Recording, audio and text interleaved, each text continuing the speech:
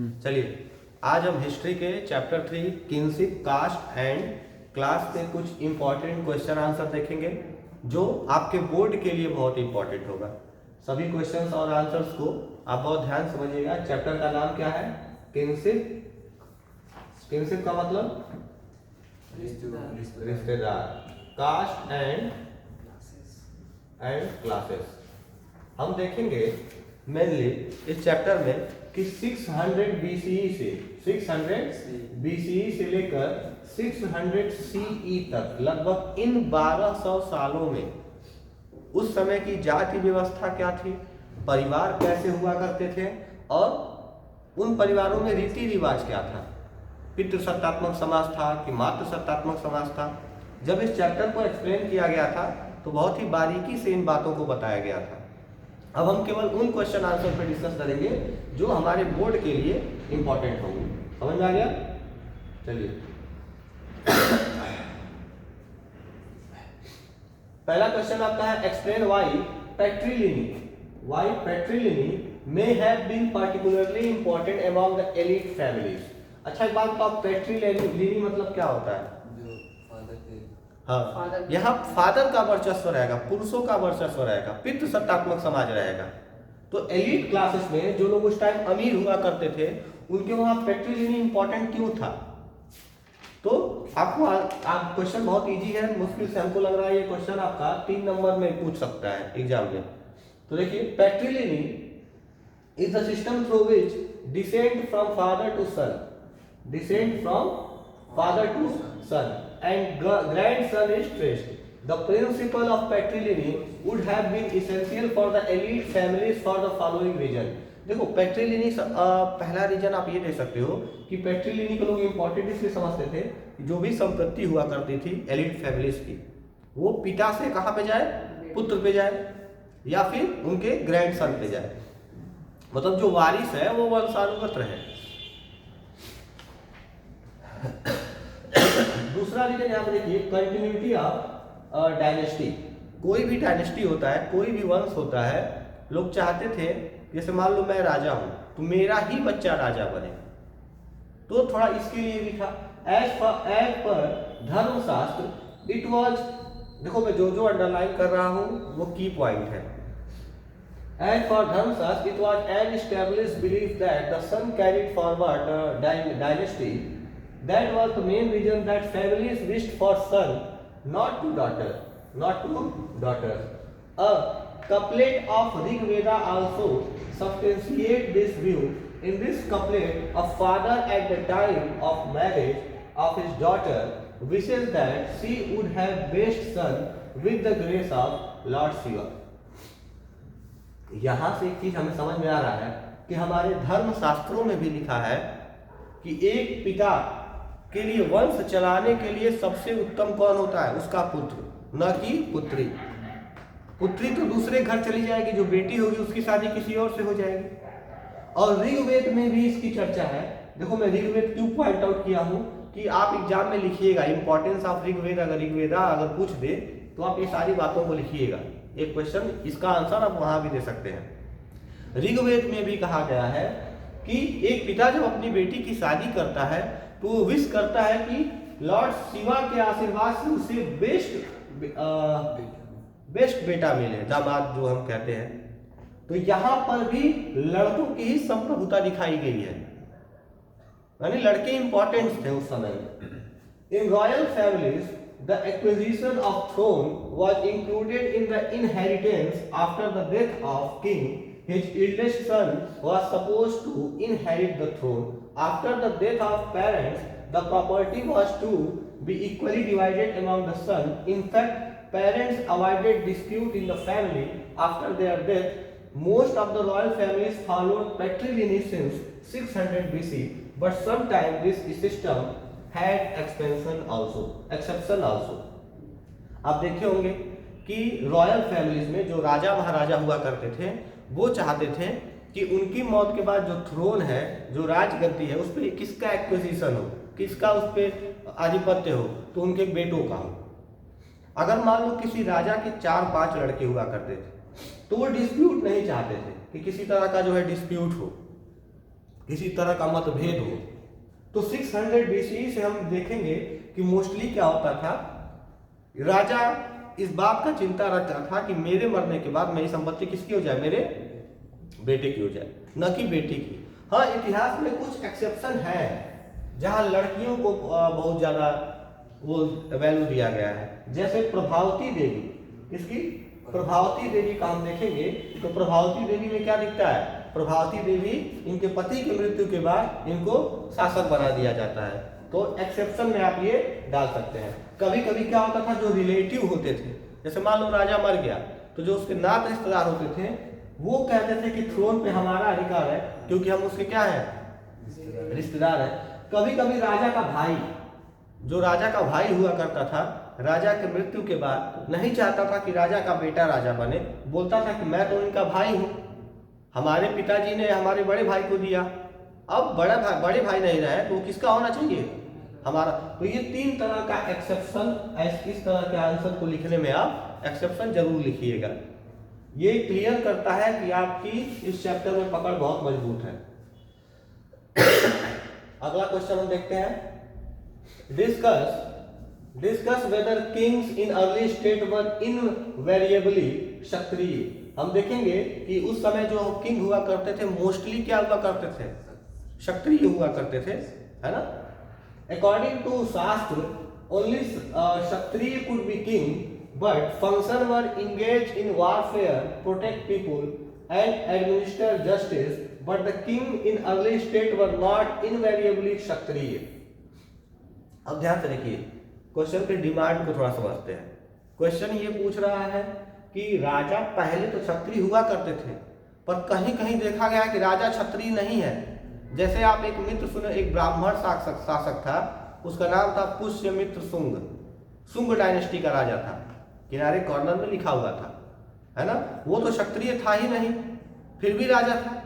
बल्कि हमारे शास्त्रों में लिखा है कि जो क्षत्रिय होगा वही क्या होगा, राजा होगा, वही युद्ध करेगा, वही एडमिनिस्टर करेगा, जस्टिस देखेगा, लोगों की रक्षा करेगा, यानी एकाक तौर पे वो क्या है, राजा है। लेकिन फिर भी गैर क्षत्रिय लोग भी क्या थे, राजा थे। उसी को कहा गया है इनवेरिएबली क्षत्रिय, है ना। वो क्षत्रिय नहीं थे फिर भी राजा थे। Several important ruling lineage probably different origin and mention below। उन लोगों का नाम दिया गया है, जैसे देखिए यहाँ पर regarding Mauryas, the Buddhist text suggested they were Kshatriya, but Brahmanical text describe them as being low origin। देखो, बुद्ध के अगर ग्रंथों को पढ़ोगे तो ये समझ में आएगा कि जो मौर्य एम्पायर के जो राजा हुआ करते थे, जैसे कि चंद्रगुप्त मौर्य, सम्राट अशोक, ये लोग क्षत्रिय थे। लेकिन अगर ब्राह्मण धर्म में पढ़ोगे तो इनको लो कास्ट का दिखाया गया है। तो अगर मान लो इनकी बात सही है तो हो सकता है क्षत्रिय के हिसाब से शासन चल रहा हो, लेकिन अगर इनकी बात सही निकली तो लो कास्ट का राजा कैसे बन गया। दूसरा देखते हैं, शुंग में और कर्णवास में देखेंगे कि ये लोग क्या थे। आज बताया, मैं शुंग वंश के एक राजा का एग्जाम्पल बताया हूँ, पुष्यमित्र शुंग, यहाँ लिख दे रहा हूं, लिख लीजिएगा आप लोग एग्जाम्पल में, पुष्यमित्र और आगे आप लिख लेंगे शुंग। इसको हिंदी में भी लिख दूं, पुष्यमित्र शुंग। एक एग्जाम्पल आपका ये हो गया।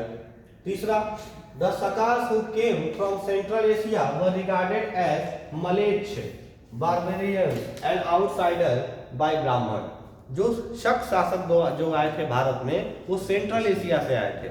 चैप्टर पढ़ाया था, तीनों के बारे में बताया था। तो इनको जो उस समय के ब्राह्मण थे वो क्या कहा करते थे, मलेच्छ कहा करते थे। मलेच्छ का मतलब क्या होता है, जो कचरा कूड़ा उठाता हो, मतलब जिसको छूना नहीं चाहिए, जो लो ग्रेड का काम करता हो, सफाई करता हो, इसको मलेच्छ पहले के ब्राह्मण कहा करते थे। अब बताओ, मलेच्छ और बार्बेरियन जो ये लूटपाट लोग करते थे, ये लोग क्या बन गए, राजा बन गए भारत में आके। तो ये कुछ क्या दिया हुआ, एक्सेप्शन दिया हुआ, इसको याद रखिएगा।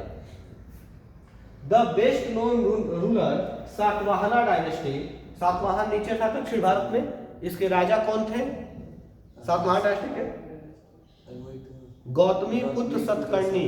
क्या नाम था उनका, गौतमी पुत्र सतकर्णी।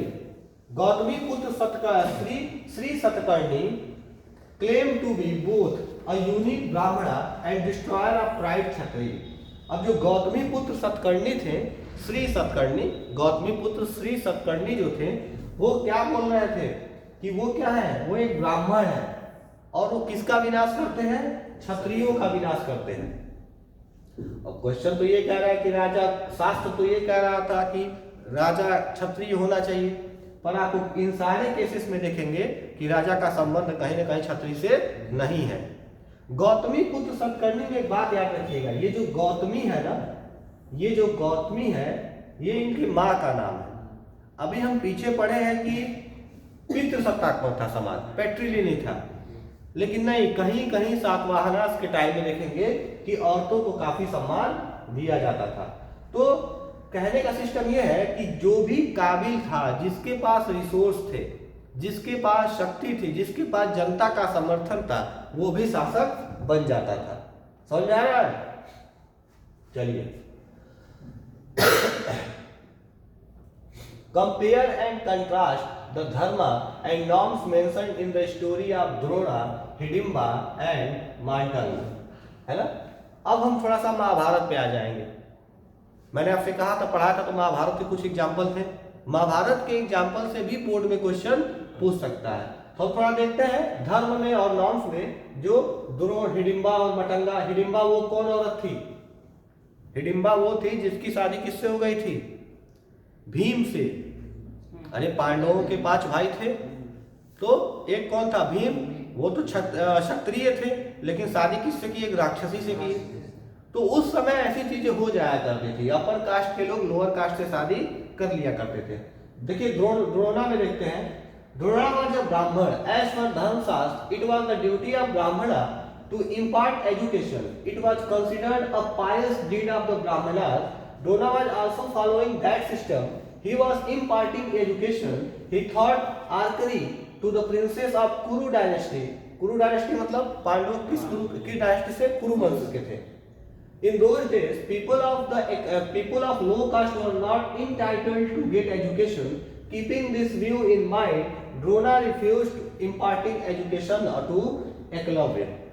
द्रोण कौन थे? एक ब्राह्मण थे।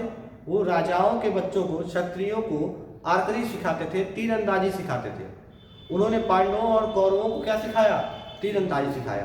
तो सिस्टम ये था कि अपर कास्ट के लोग ही शिक्षा ले सकते थे, इसीलिए वो एकलव्य को शिक्षा देने से मना कर देते हैं, क्योंकि एकलव्य एक लोअर कास्ट का था।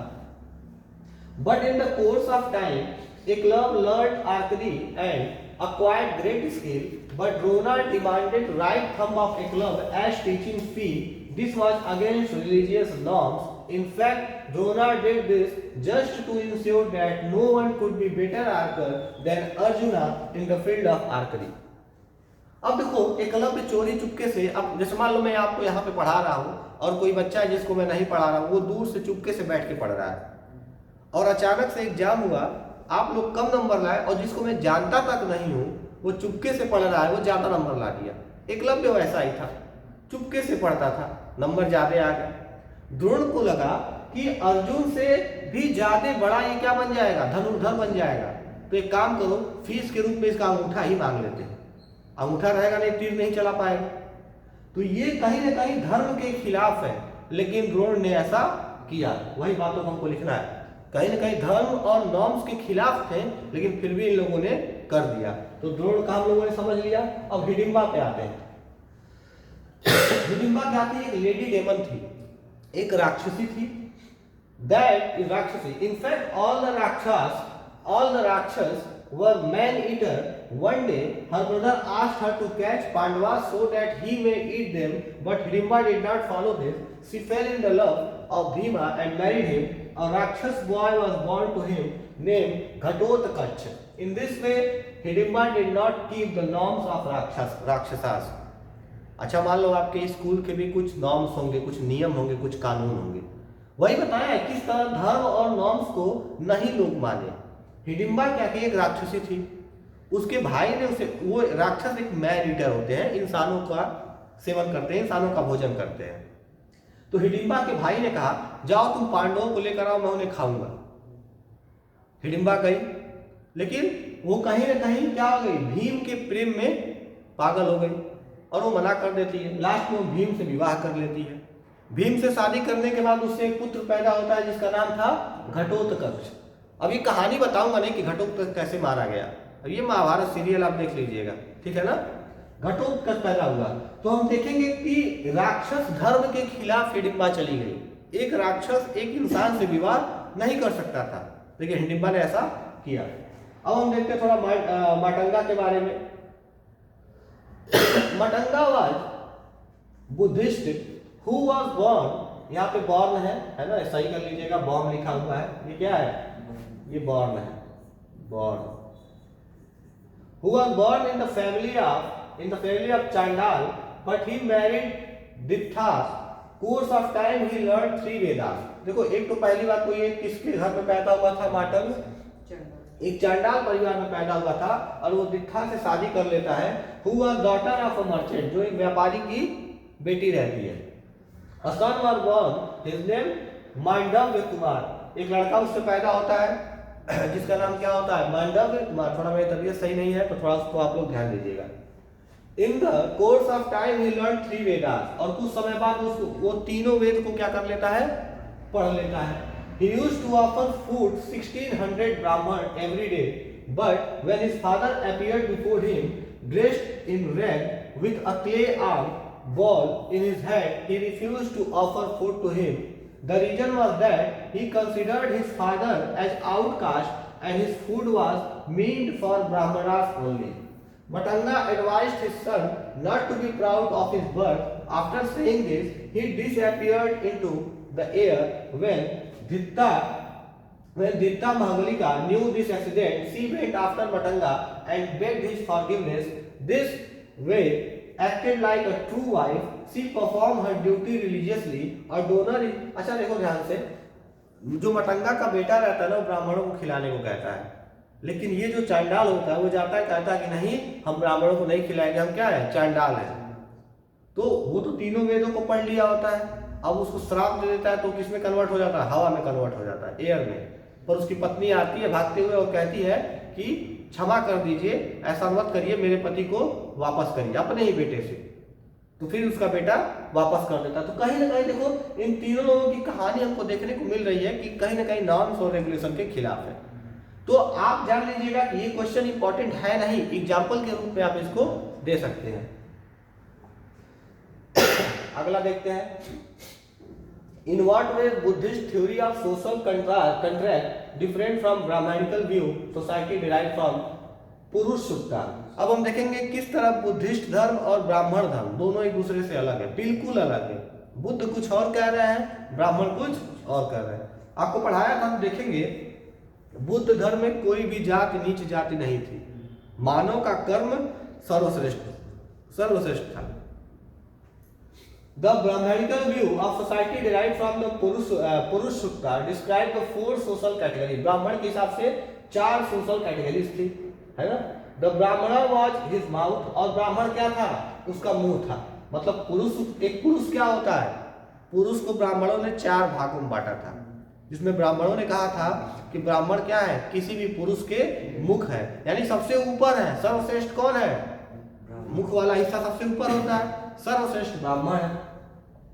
The Brahman was, the Kshatriya was made up of his arm, और दोनों भुजाएं क्या है, क्षत्रिय है। His thigh became वैश्य, जो उसकी जांघ है वो क्या है, वैश्य है, व्यापारी है।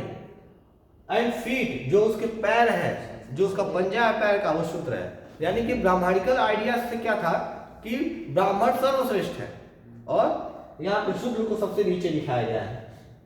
Thus the 4 social categories of वर्ण, ये वर्ण है, वमास लिखा हुआ है, वर्ण कर लीजिएगा। क्षत्रिय, वैश्य एंड शूद्र were result of divine order. The Brahmanical authors cited these words to justify their claims for ideal occupation of 4 names. They also attempted to persuade people with their status determined by birth. अब ब्राह्मणों को कहना था, ये ब्राह्मणों का है, पुरुष सूक्त ब्राह्मणों का है, याद रखिएगा। ब्राह्मणों को कहना था कि जो जन्म के आधार पर ही जो है 4 वर्णों को विभाजित कर दिया गया है, सबके काम को उन लोगों ने अलग अलग कर दिया। शूद्रों को ज्यादा इंपॉर्टेंस नहीं मिलता था। कहते थे कि तुमने कोई खराब कर्म किया होगा तो तुम शूद्र बने हो।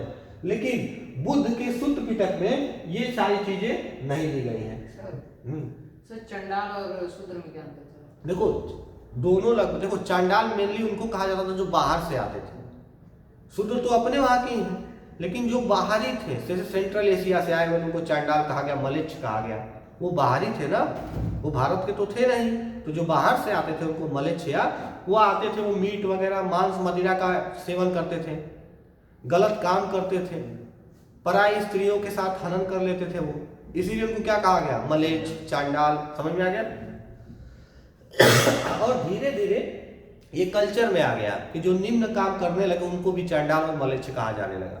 समझ में आ गया? बुद्ध ने क्या कहा अपने शुद्ध पिटक में कि इंसान कभी भी जन्म के आधार पे बुरा, ऊंचा या नीचा नहीं होता है। बुद्ध ने सबको एक बराबर समझा है। बुद्ध सबके साथ बैठ के खाना खाते थे। बुद्ध के नजर में कर्म ही प्रधान था। जो जैसा कर्म कर रहा है उसका फल उसको मिल जाएगा। आगे देखिए, अगला क्वेश्चन पढ़ते हैं थोड़ा सा। ये इंपॉर्टेंट क्वेश्चन है, इंपॉर्टेंट नहीं है उतना, ये भी ध्यान दीजिएगा। The following is an excerpt from Mahabharata in which Yudhishthir, the eldest पांडवा, ये पांडवा है, याद रखिएगा, ये पांडवा है, जांडवा लिखा हुआ है, ये पांडवा है। Speaks to Sanjay, a messenger, try to identify the criteria used to make the list in the term of age, gender, kinship types, as are there any other criteria for each category, explain why they placed in a particular position। तो simple है कि मतलब अब देखो युधिष्ठिर महाभारत में युधिष्ठिर कौन थे? सबसे बड़े पांडवा थे। वो संजय उनके क्या थे? मैसेंजर थे। उनसे वो बातचीत करते हैं नॉर्मली, उनके परिवार में कौन है, किस धर्म का है, उसके बीच में बातचीत होती है। तो ये इंपॉर्टेंट क्वेश्चन नहीं है, मेरी ओर से लिख लीजिएगा कि ये बोर्ड में नहीं आएगा। ये मेरी ओर से आप श्योर हो जाइए कि बोर्ड में ये क्वेश्चन नहीं आएगा। इजी है, पढ़े के समझ में आ जाएगा। बताते हैं कि ब्राह्मण कौन होते हैं, पुरोहित कौन थे, गुण कौन थे, उनको केवल नॉर्मली उनका क्या है, आपस में बातचीत को लिखा गया है। चलिए, ये क्वेश्चन बहुत ज्यादा इंपॉर्टेंट है। ये वाला जो क्वेश्चन है बहुत ही ज्यादा इंपॉर्टेंट है, ध्यान से इसको समझिए। ये वाला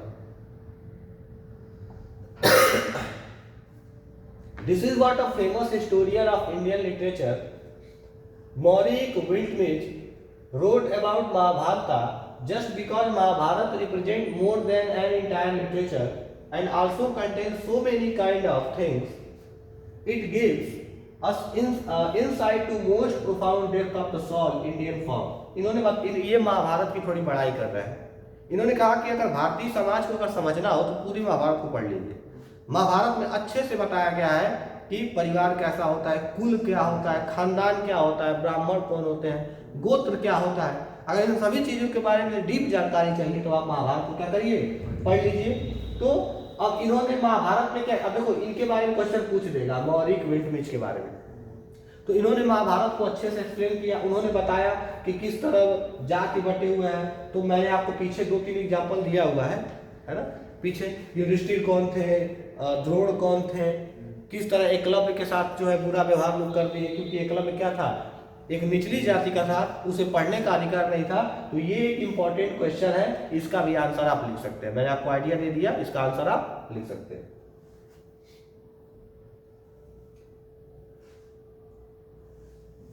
अब देखिए, ये भी एक इंपॉर्टेंट क्वेश्चन है, ये भी एक महत्वपूर्ण क्वेश्चन है। Discuss whether the Mahabharata could have been the work of a single author. Discuss करिए कि क्या महाभारत केवल एक व्यक्ति ने लिखा है? तो नहीं, पॉसिबल ही नहीं। ध्यान से देखो, there are so much views about the author of Mahabharata, following views have been put forward regarding authorship of Mahabharata. देखो यहाँ पे कई सारे व्यू है महाभारत के, कुछ सारे व्यू दिए गए हैं कि एक आदमी लिख सकता है कि नहीं, उसके बारे में थोड़ी हम जानकारी यहाँ से ले लेते हैं। It is believed that the original story was written by the charioteer bard known as Sutas.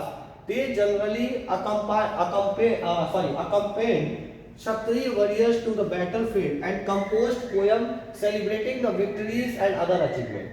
बहुत लोगों का ये मानना है कि महाभारत वो लोग लिखे होंगे जो लोग सुत्तास होंगे। सुत्तास कौन? जो लोग महाभारत के टाइम में योद्धाओं का रथ चलाते थे। जैसे कि राजा तो मर गया, रथ चलाने वाला बचा हुआ है, और किसी भी सारथी को नहीं मारा जाता था। सारथी का मतलब रथ चलाने वाला। महाभारत के टाइम में नियम था कि जो रथ चलाएगा उसको आप नहीं मार सकते हैं, क्योंकि उसके पास तो हथियार है ही नहीं। राजा में युद्ध हो रहा है। तो सोचो वो एक ऐसा समय था कि युद्ध में भी लोग स्वाभिमान को देखते थे। अगर दो राजा लड़ रहे हैं तो पीठ पे कोई हमला नहीं करता था। बल्कि महाभारत में ऐसी घटनाएं हुई हैं, तो इक्का दुक्का केस को नहीं जानता, मतलब इग्नोर करिए। लेकिन मेनली क्या होता था, अब देखिए तराइन के युद्ध में पृथ्वीराज चौहान ने जो है किस तरह से पहले युद्ध में छोड़ दिया था। कहा कि तुम जाओ, हम तुमको नहीं मारेंगे। वो बोल रहा था नहीं मारो मुझे, बोला ना, उसको मारे नहीं, उसको खाना भी दिए, उसको हथियार दिए, उसको कपड़ा दिया और वापस भेज दिए। नहीं करना चाहिए था, मार देना चाहिए था उनको, पृथ्वीराज को। दूसरा देखिए, it is also believed that in the beginning text of the Mahabharata was orally circulated. Scholar and priest carried from one generation to another. From the 5th century BCE, the Brahman took over the story and started writing. और कुछ sources ऐसा मानते हैं कि जो महाभारत की कहानी है वो ऐसे कोई लिखा नहीं था, वो ओरली ट्रांसफर होती गई। जैसे मान लो कोई कहानी है तो मैंने उसको देखा और अपने मुंह से किसी और को कहा, वो किसी और से कहे, वो अगले जनरेशन से कहे, तो जनरेशन बाय जनरेशन ये कहानी आगे बढ़ी। और 5वीं शताब्दी आते आते, शताब्दी कह रहे हैं, सदी 5th BCE में क्या हुआ, कुछ ब्राह्मणों ने जो सुना था वो लिखना शुरू कर दिया। अगला सेंचुरी 200 BCE एंड 200 CE, ये 400 सालों की बात कर रहा है। यानी कि ईसा मसीह के जन्म के 200 साल पहले और 200 साल बाद, 400 सालों की बात कर रहा है। Each another phase in the composition of Mahabharata during this period, worship of Vishnu was gaining ground. Krishna came to be identified as Vishnu. Large didactic section resembling the Manu Smriti. Important line, एक question याद रखिएगा, मनु स्मृति में भी पूछ सकता है। मनु स्मृति बहुत important है। मनु स्मृति were added during the period between 200 century to 400 CE. This interpolation made the Mahabharata an epic consisting of 1 lakh verses. This enormous composition, अब देखो सिंपल ना समझो, named by व्यास, ध्यान समझिए। कहा यह जा रहा है कि 200 BCE से 200 CE तक क्या हुआ कि भगवान विष्णु के बाद भगवान कृष्ण की प्रतिभा बढ़ गई। लोगों ने कृष्ण को ही विष्णु का रूप माना और धीरे धीरे ये चीजें आगे गई, तो लास्ट में वही व्यास नाम के मुनि ने महाभारत को लिख दिया। तो ये कुछ प्रिसेप्शन है महाभारत को लेकर, जो आपको पॉइंट बाय पॉइंट एक एक याद रखने और लिख लेने हैं। ये 8 नंबर का क्वेश्चन थोड़ा देख लीजिए, ये छोटे में दिया हुआ है बट आपको ये एक्सप्लेन करना है। सर मनुस्मृति के कुछ इंपॉर्टेंट पॉइंट्स। मनुस्मृति धर्म को बताता था, हिंदू धर्म को बताता था। मनुस्मृति मेनली क्या है ना, पुरुषों पे बहुत ज्यादा, पुरुषों के फेवर में बात करता था, महिलाओं के फेवर में नहीं था। एक तरह का धर्म शास्त्र ही था मनुस्मृति। राजा कैसा होना चाहिए, राजा का शासन कैसा, दायित्व क्या होना चाहिए, प्रजा का दायित्व क्या होता है, राजा प्रजा पे शासन कैसे करे, महिलाओं का विवाह कब करे। तो आप सातवाहन में पढ़े हैं कि महिलाओं के विवाह के लिए क्या था, कि केवल उनके पिता की संपत्ति ही, जो उनके विवाह में जो शादी मिल रहा है केवल वही उनका है, पति के संपत्ति में कोई अधिकार नहीं है।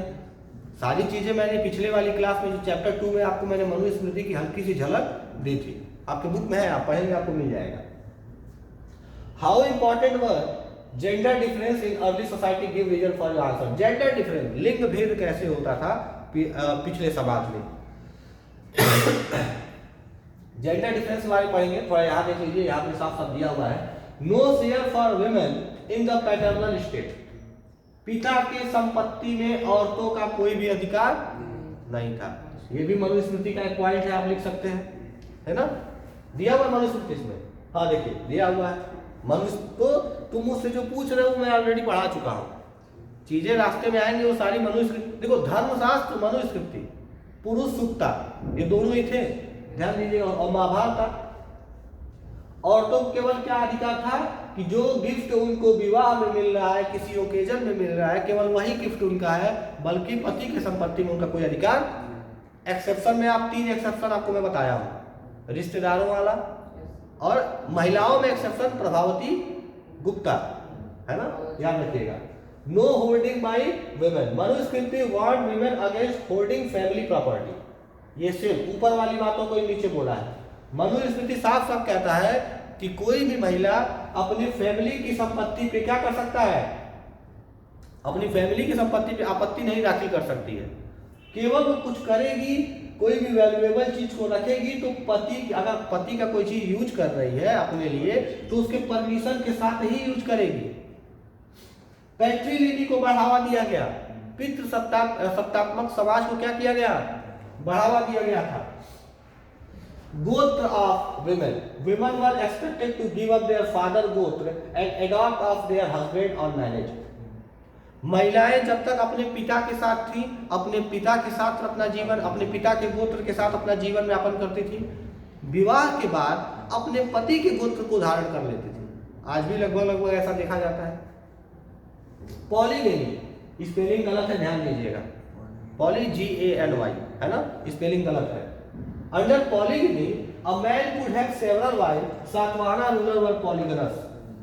पॉलीगेनी के हिसाब से एक व्यक्ति कई सारा विवाह कर सकता था। बहुत अच्छा समाज था उस टाइम का, हम लोग होते तो कुछ और बात होती। सातवाहन रूलर इसके एक एग्जाम्पल है ना। सातवाहन शासक में कई, जैसे कि देखो आप ना एक लोगों की वजह से, जैसे मान लो हमारे पिताजी हैं, अगर वो 10 शादी कर लिए तो हम ये नहीं कह सकते कि पांडे फैमिली में 10 शादी करने की प्रथा सब करते होंगे। अरे 1-2 राजा नहीं भी किए होंगे। जैसे मान लो आप रामायण देखिए, दशरथ की 3 बीवियां थी, 3 ही थी ना, पक्का। दशरथ की 3 बीवियां थी, क्या राम की भी थी? नहीं, उनकी तो एक ही बीवी थी। तो पॉलीगैमस समाज था थोड़ा सा। सातवाहन काल में गौतमीपुत्र, सतकर्णी ऐसे एग्जाम्पल आते हैं, है ना। नामिमी पुत्र पुल्लुवामी, इन लोगों के नाम आते हैं। ये लोग क्या थे, पॉलीगोनस थे, पॉलीगोनस थे। वाइफ को कैसा ट्रीट किया जाता था, उसके पति की वो क्या हो, संपत्ति हो। आज के समाज में कोई अपनी पत्नी को अपनी संपत्ति का मतलब ये नहीं कि तुम मेरी संपत्ति हो। उसके लिए सुप्रीम कोर्ट बैठा है, हाई कोर्ट बैठा हुआ है, डिस्ट्रिक्ट कोर्ट आपका है, और सबसे बड़ा कोर्ट याद रखिएगा, मैं आपको नाम बता दे रहा हूं, जीवन में काम आएगा, ध्यान देना है। कभी भी आप लोगों के आंख के सामने लिख दे कमीशन, कभी भी आपके आंख के सामने कोई ऐसा मुद्दा आ जाए जिसके आगे आपका लफड़ा किसी कमीशन से हो रहा हो, आयोग से हो रहा है, तो बेटा आप कितने भी बड़े आदमी बनना, इसके सामने झुक जाना, वरना हालत खराब कर देगा। तो महिलाओं के लिए बना हुआ है महिला आयोग, वुमेन कमीशन, वुमेन कमीशन। गलती से पंगा मत लेना, तुम कुछ करो या ना करो, महिला अगर कह दी कि ये मुझे प्रताड़ित कर रहा है तो पहले तो मार खाओगे, फिर जेल जाओगे।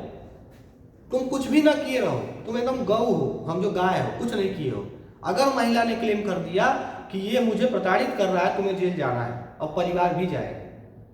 तो कभी भी आयोग से पंगा, और ये जरूरी भी था। मैं इस चीज का समर्थन करता हूं। क्यों जरूरी था कि आप इतिहास में देख रहे हैं एक पति 4 शादी कर रहा है, महिला कर दे तो गुस्सा हो जाओगे, उसके चरित्र पे उंगली उठाओगे, समझ आ रहा है। इसीलिए मैं आरक्षण का भी समर्थन कभी कभी करता हूं कि जो शूद्र लोग थे, जो लोअर कास्ट के लोग थे, वो लगभग उनको तो, ब्राह्मणों को तो पहले 100% आरक्षण था, 100% आरक्षण था। इसलिए था कि स्कूल विद्यालय वगैरह में केवल ब्राह्मण के और क्षत्रिय मतलब जनरल कास्ट के ही बच्चे पढ़ रहे थे, शूद्रों को तो पढ़ने का अधिकार ही नहीं था, तालाब में पानी नहीं पीने दिया जा रहा था। जब तुम 1000 सालों तक, 100 साल तक तुम 100% आरक्षण लेके चल रहे हो, तो एक बात बताओ, अगर कोई शूद्र केवल 70 साल से आरक्षण ले रहा है, क्या दिक्कत है? तुमने तो 1000 सालों तक आरक्षण लिया, वो भी 100%। तुम्ही कोई पढ़ने का अधिकार है, इनको पढ़ने का अधिकार ही नहीं है। ये जिस रास्ते जाते थे तुम झाड़ू लगवा देते थे, अभी दक्षिण भारत में एक जगह था, मुझे नाम नहीं याद आ रहा है, यही कहीं था। यहाँ पे एक तालाब था, कुआं था।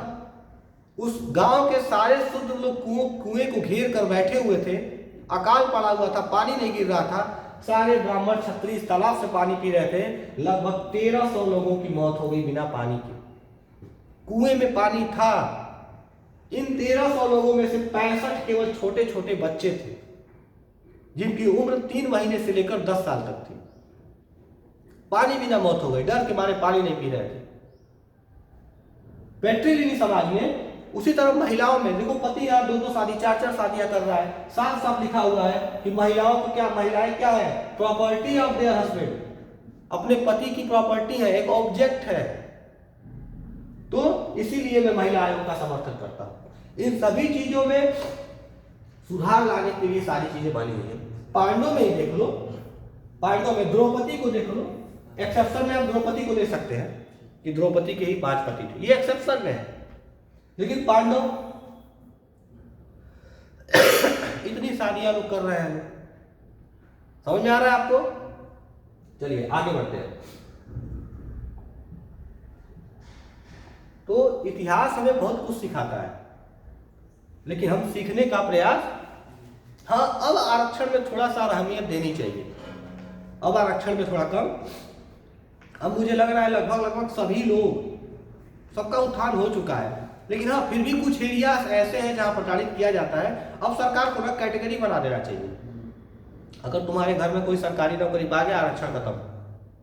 अगर तुम्हारे घर में इतनी संपत्ति हो गई तो आरक्षण खत्म। मैंने बहुत सारे ब्राह्मणों को भी भीख मांगते हुए देखा है, समझ आ रहा है? तो अब एजुकेशन के लेवल पे आरक्षण को लेते आओ, शिक्षा फ्री कर दो, खाना फ्री कर दो, लेकिन थोड़ा सा कम होना चाहिए, पूरी तरह से नहीं। चलिए आगे देखते हैं। Discuss the evidence current suggests the medical prescription about kinship and marriage were not universally followed. ऊपर आप जो पढ़े हो ना, सेम चीज है। किस तरह female marriage, F marriage means female marriage, किस तरह जो मैरिज हो रहा है औरतों का, वो ब्राह्मणिकल आइडियाज भी फॉलो नहीं हो रहा है। कभी कभी लोग बदल जा रहे हैं, किसी और तरीके से कर दे रहे हैं। ऊंचे खानदान के लोग ऊंचे खानदान में शादी करेंगे, है ना? देखते हैं। Brahmanical prescription about kinship and marriage, prescription about kinship according to Sanskrit text term kul, Sanskrit में एक शब्द लिखा हुआ है क्या? Kul, used to designate families and jati for the larger network of kinfolk. The term vansha, ये वंश है, ये वंश लिखा हुआ है, इसको वंश कर लीजिएगा। ये क्या, बहुत ज्यादा गलतियां इसमें दिया हुआ है। ये क्या है? ये वंश है, VANSHA, ये क्या है? वंश है। Were used for lineage. Very often people belonging to the same family share food and another resource, they live, work and perform rituals together. Families were considered as a part of larger network of people, defined as relative and technical terms used to define them what kinfolk. While familial ties were considered natural and based on blood, they can be defined. अच्छा देखो, इसमें दिया हुआ है परिवार क्या था, कुल क्या होता है, किनशिप क्या होता है, खानदान क्या है, रिश्तेदारी, नाते, ये सब क्या है। इसके लिए संस्कृत में एक शब्द का यूज किया गया है, कुल। कुल क्या होता था? जहां खून के रिश्ते होते थे, आपस में लोग बैठ के खाना खाते थे, हर रिचुअल्स को आपस में शेयर करते थे, विवाह शादी कुछ भी आपस में फैसले लेते थे। उनके कुछ रिश्तेदार भी होते थे जो लगभग उन्हीं के श्रेणी के थे। ब्राह्मण है तो रिश्तेदार भी ब्राह्मण था। एक सिस्टम बना हुआ था, एक हायरार्की बनी हुई थी। For instance, some society regarded cousin as being blood relation, whereas others do not regard as the. From historian retrieve information about elite families fairly easily. From it's very hard reconstruct the familial relationship of ordinary people. Historians also try to analyze their attitude toward the family and kinship. These are important because they provide an insight into the people thinking. It is also expected ideas could have shaped their action because their action may have led to the changes their attitude. देखो, हमें ordinary people की जानकारी उतनी नहीं मिली है। हमने mainly elite परिवार कैसा हुआ करता था उनके बारे में हमें विशेष जानकारी हमें हिस्टोरियन देते थे। और क्या बताते थे कि परिवार के लिए एक दूसरे का सोच कैसा था। युद्ध भी होता था, किसी परिवार किसी खानदान में हमेशा प्रायः युद्ध भी हो जाया करते थे, लेकिन ये लोग आपस में बैठकर ऑर्डिनरी पीपुल का क्या हाल चाल था इसकी जानकारी हमें नहीं मिलती है। आम लोगों पे कौन ध्यान देता है। एक बात बताओ, अगर मान लो ट्रंप घूमने आएंगे भारत में तो हरिकेश तुमसे मिलेंगे? नहीं, तुमसे मिलेंगे? नहीं मिलेंगे। वो किससे मिलेंगे? प्रधानमंत्री से। प्रधानमंत्री से मिलेंगे, कोई भी हो प्रधानमंत्री। तो ऑर्डिनरी लोगों के बारे में आप ज्यादा इतिहासकार नहीं ज्यादा पता लगा पाए। शादी के बारे में देखिए, शादी क्या होता था, मेनली पहली बात तो पैट्रिलिनियस था, है ना। Son were considered important, the daughter could not have over the resource of their household. Same चीज ऊपर वाला, पुत्र ही इंपॉर्टेंट माना जाता था, बेटियों को किसी भी रिसोर्स पे कोई अधिकार नहीं था। मेनली लोग शादी कहाँ करते थे, अपने कुल में किया करते थे। जैसे कि मान लो छोटे कुल का व्यक्ति है तो अपनी बेटी की शादी बड़े कुल में करेगा। एक वैश्य है वो अपनी बेटी की शादी किसमें कर सकता है, क्षत्रिय में, लेकिन क्षत्रिय वाले की शादी वैश्य में नहीं हो सकती थी। बात समझिएगा, शादियां हो जाती थी वैश्य और क्षत्रिय में। फिर धीरे धीरे समाज और बदला, क्षत्रिय की शादी सिर्फ क्षत्रिय में। शुरुआती दौर में क्या था, वैश्य की शादी ऊपर, लेकिन ऊपर वालों की शादी नीचे नहीं होती थी। धीरे धीरे समाज में परिवर्तन आया, फिर ये परिवर्तन आया, ब्राह्मण से शादी करेगा, क्षत्रिय से शादी करेगा। अब देखो आज का समाज कैसा है, आज का समाज को पता है मैं क्या कहता हूं, मिक्सचर कह लो, एग्जाम में मत लिखना है, मिक्सचर कह लो, है ना। फर्स्ट वर्ल्ड वार का एक एग्जाम्पल, एक फर्स्ट वर्ल्ड वार, थर्ड नहीं फर्स्ट। कैसे फर्स्ट, ये मान लो यूरोप के सारे देश हैं, अब ये आपस में लड़ रहे हैं, इनको पता ही नहीं है कि हम क्यों लड़ रहे हैं, लेकिन ये लड़ रहे हैं। यही है पहला विश्व युद्ध। जब पहला विश्व युद्ध कभी पढ़ाने का मौका मिलेगा, सारी चीजें खत्म हो जाएंगी, तुम लोग का जब विदाई होगा तो एक क्लास में ले लूंगा फर्स्ट वर्ल्ड वार पे और सेकेंड वर्ल्ड वार पे, 2-2 घंटे की क्लास रहेगी, डिटेल में समझा दूंगा पूरा, ताकि आप लोगों को ग्रेजुएशन में काम आए। तो आज के समय में देखिए कोई किसी शादी कर ले रहा है, भाई जो जहां खुश है शादी कर ले रहा है, लेकिन पहले वो सिस्टम नहीं था। तो देखो ध्यान से, ये रिवीजन वाला क्लास है, इसमें मैं आपको आइडिया दे रहा हूं कि क्वेश्चन को आप कैसे लिखिएगा, लाइन बाय लाइन। हम अच्छा कोई चीज तुम लोगों की तैयारी भी सही होती जाएगी, ठीक है ना। चलिए अब अगले क्वेश्चन पे हम आते हैं, ठीक है ना, अगले क्वेश्चन को टच करते हैं। अब हम कुछ डिटेल क्वेश्चन को देखेंगे जो बोर्ड के एग्जाम में आपको आपकी मदद करेंगे। जैसे देखना नहीं है, बस नॉर्मली आप समझिएगा कैसे लिखना है, आपको उसकी जानकारी यहाँ से मिल जाएगी। पहला क्वेश्चन क्या है कि what is Mahabharata, how it's critically edition was prepared. एक तो ये क्वेश्चन हो गया। इसी क्वेश्चन को घुमा के पूछ देगा, describe the various stages through which Mahabharata was compiled in the 20th century. Mahabharata है क्या, किस तरह ये बना है महाभारत, किस तरह लिखा गया, तो इन सभी चीजों के बारे में आपको लिखना है। पहली बात तो महाभारत है क्या, इसके बारे में देख लेंगे हम। 1000 साल, it was composed over 1000 year, लगभग 500 BC ऑनवर्ड में इसको लिखा गया था, है ना। अब देखिए इसमें बताया गया है मेनली किस तरह कजिन भाइयों से झगड़ा हुआ था। देखो लिखने का तरीका, महाभारत क्या है पहले 4-5 पॉइंट में बता दो। मान लो 200 शब्द का है तो पहले 50-60 पॉइंट उसके बारे में डिटेल में बता दो। फिर संस्कृति क्या, क्रिटिकल एडिशन ऑफ महाभारत, क्या क्या क्रिटिसाइज की आलोचना क्या है महाभारत की। Very ambitious project was started in 1990 CE, important, ठीक है ना। CE अंडर द लीडरशिप और नोटेड संस्कृत स्कॉलर VS सुक्तानकर के बारे में जब पढ़ा बताया 1919 में एक प्रोजेक्ट चला महाभारत को लेकर, किसके नेतृत्व में, तो एक संस्कृत के स्कॉलर थे, क्या नाम था उनका, VS सुक्तानकर। Many scholars collectively decided to prepare a critical edition of Mahabharata. Initially, Sanskrit manuscript of the epic written in different script, different part of the country were corrected. Mahabharat में एक्चुअली है क्या, अलग अलग महाभारत में अलग अलग कहानियां हैं, तो सबको इकट्ठा करके क्या कहना चाहता है महाभारत, उसको उन लोगों ने लिखने का प्रयास किया। ये काम बहुत लंबे समय तक चला। फिर उन्होंने लगभग 13,000 पेज का एक नया महाभारत का वर्जन निकाला, जो लगभग 47 साल तक ये प्रोजेक्ट चला था इसको बनाने में। और इसमें मेनली कहा क्या गया, क्या चीज निकला? पहला, the first one that there was similarities in many element of Sanskrit version of the story. This similarity found in all manuscript stretch in the whole subcontinent from Kashmir, Nepal, Kerala, Tamil Nadu and south. पहला में मिला कि महाभारत में मैक्सिमम कहानियां ऐसी हैं जो हर जगह सेम पाई गई हैं, चाहे नेपाल में जो महाभारत की पुस्तक हो, मैन्युस्क्रिप्ट हो, चाहे दक्षिण भारत में हो, चाहे कश्मीर में हो, लगभग सेम कहानियां मिली। सेम कहानी का मिलने का मतलब कि वो घटना कहीं ना कहीं सच है। अगला, second was that a number of regional variation came in front of the way in which epic had been transmitted over centuries. These variations were written as footnotes and appendices to the main text. More than half of the total page devoted in the various when they taken together. ये normally कहा गया है कि अलग अलग क्षेत्रों की बात की गई है महाभारत में।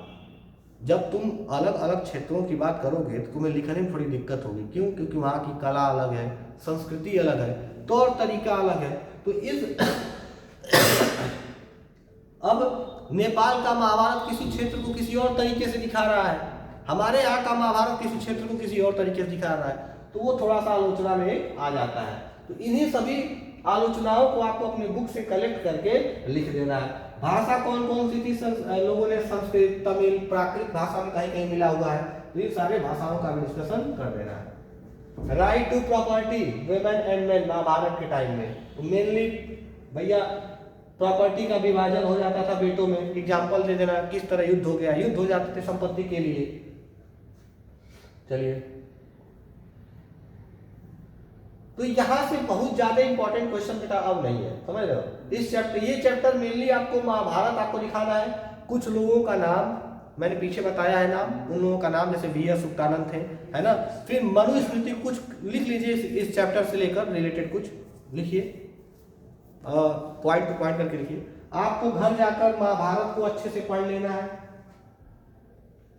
है ना। रीड महाभारत। और कौन सा जो आपकी बुक में अब ये महाभारत ग्रंथ लेकर मत बैठ जाना, ठीक है ना।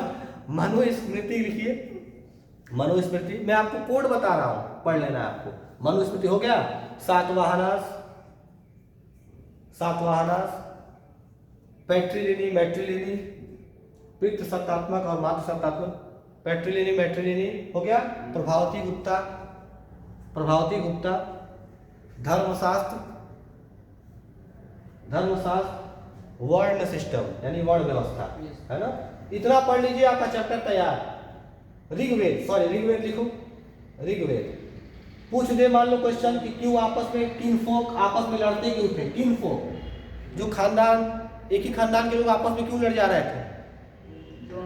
संपत्ति के लिए कभी लड़ाई हो जाती थी, है ना। एग्जाम्पल में महाभारत को खूब बढ़िया से एक्सप्लेन कर देना, किस तरह पांडवों का शासन था, उनको दोबारा जंगल भेजा गया, है ना। तो ये सारी बातें आप एक्सप्लेन कर दीजिएगा। तो पार्ट ए हिस्ट्री का तीसरे चैप्टर का रिवीजन हमने अच्छे से कर लिया। कल हम चौथे चैप्टर पे बात करेंगे। आपकी क्लास आज यहीं तक। Thank you so much.